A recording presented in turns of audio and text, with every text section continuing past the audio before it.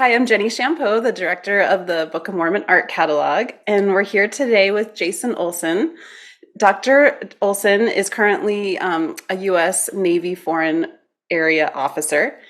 He served in the past as a Latter-day Saint Navy chaplain, and he holds a PhD in Near Eastern and Judaic Studies from Brandeis University and a BA in Ancient Near Eastern Studies and the Hebrew Bible from BYU.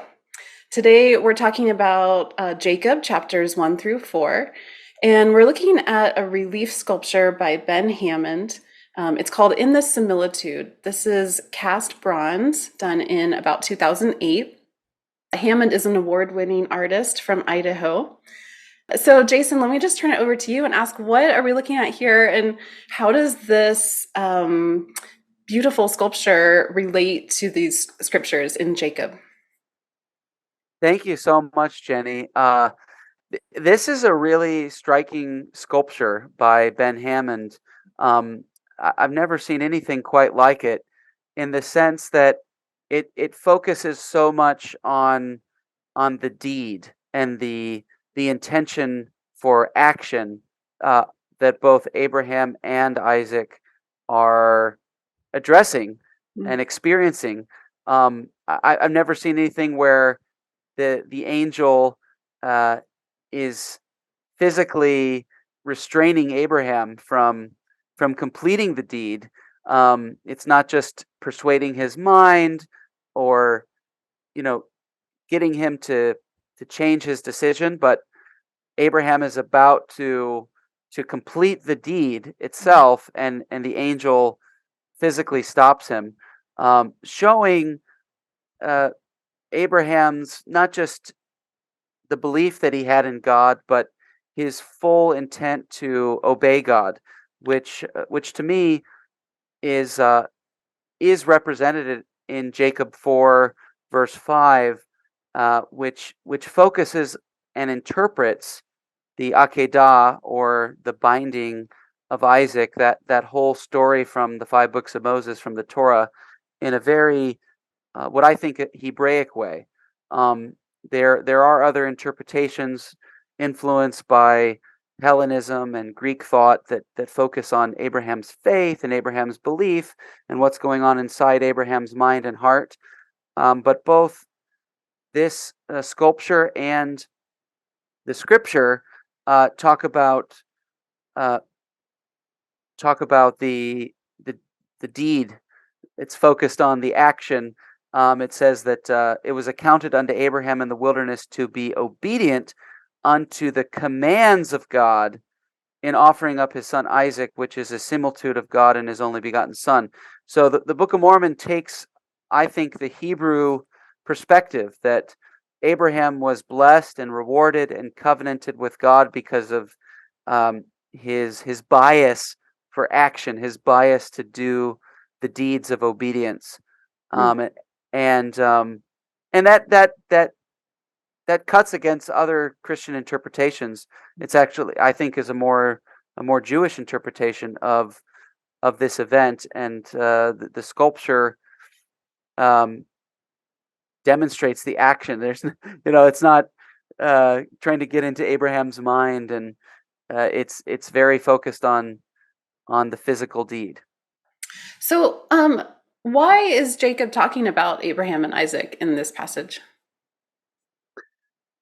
So Jacob is he's very much in this context of, he's got his brother Nephi, his father Lehi. They've come out of Jerusalem. The interpretation of the five books of Moses is central to their religious culture and their civilization. So um, Jacob's trying to teach his people about the purpose of the law of Moses, Mm. and that's what he's doing, I think, in Jacob 4. Yeah.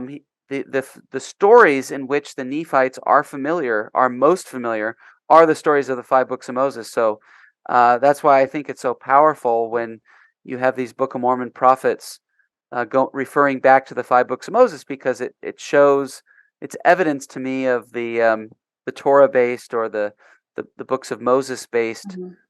culture in which they come. So, and that's why he Yeah. talks about the intent of the law of Moses. Mhm. We keep the law of Moses, it pointing our souls to Him. Um, and again, focused on the deed. We keep the law of Moses. We don't just believe in the law of Moses, we keep it. And for this cause it is sanctified unto us for righteousness. So it's the deeds, it's the obedience that Mhm. sanctifies us for righteousness, which is entirely in keeping with all the other Hebrew prophets Mhm. that throughout the Bible. That for them, belief is a component, but belief must always lead to action Yeah. and righteous deeds, and it's the righteous deeds that sanctify us. Yeah, that's really interesting. So I've read your book, The Burning Book, which is kind of your memoir of having Mhm. grown up in the Jewish faith and then finding the Book of Mormon and converting to the Latter-day Saint Church, Church of Jesus Christ of Latter-day Saints. And I noticed in that book that you were really drawn to the Abrahamic covenant that comes up again and again in the Book of Mormon. And I wondered how you feel like that applies to these scriptures in Jacob 4 and to this piece of art in terms of how the Book of Mormon shows that God remembers his covenants and that the covenant with Abraham continues. Yeah, thank you, Jenny. I mean, the thing that's unique about the Book of Mormon is Lehi and Nephi and Jacob and these first prophets are coming out of the Abrahamic world. Mhm. They're bringing the Abrahamic covenant with them to the New World, to ancient Mhm. America. So everything that they're teaching and preaching is referring back to the covenant that God made with Abraham, Isaac, and Jacob. Oh, that's really fascinating. And I noticed too, looking at these scriptures, that when Jacob refers to the sacrifice of, well, this moment between Abraham and Isaac, and how it's in the similitude of the only begotten and his sacrifice, it's kind of queuing us up for leading into his allegory of the tame and wild olive trees and this whole idea of the scattering and gathering of Israel and the way God brings his people back together and remembers the covenants and how Yeah, everyone will be brought back. And yeah, so just like you're saying, very much in line with that sort of more traditional understanding of the covenant and of the role of God's people. yeah. Joseph Smith should not, by all accounts, he should not be interested in the restoration of natural Israel, right? Of the literal descendants of Abraham, Isaac, and Jacob. Why would he even be interested? That's not what anybody else around him is interested in. They're interested in predestination, or or free will, or the nature of salvation for the individual Christian believer. They're not. So for the Book of Mormon to focus so much on the gathering and the restoration of natural Israel, Mhm. to me is evidence of what it purports to be. Interesting. If we could just look at the art piece again, I love that you pointed out the way the angel is really having to pull up on Abraham's shoulder to stop him in this moment. Yeah, And that got me looking at sort of all of the hands in this piece. So I noticed Isaac's hands are bound, and he's in a very like submissive, obedient kind of a posture. yeah, And then Abraham's two hands, one has this knife, like just poised, ready to move, ready to plunge the knife, but his left hand is very lovingly and sort of casually resting on the shoulder of Isaac in a very familiar way, and that just broke my heart. See, that seeing that tension between the way his two hands are like the way he's being pulled in these two different directions. Did you have any other like personal reaction to the artwork? yeah. I mean, I think it is kind of shocking how high Abraham's right shoulder is, right elbow. Mm. The angle is very striking, very jarring.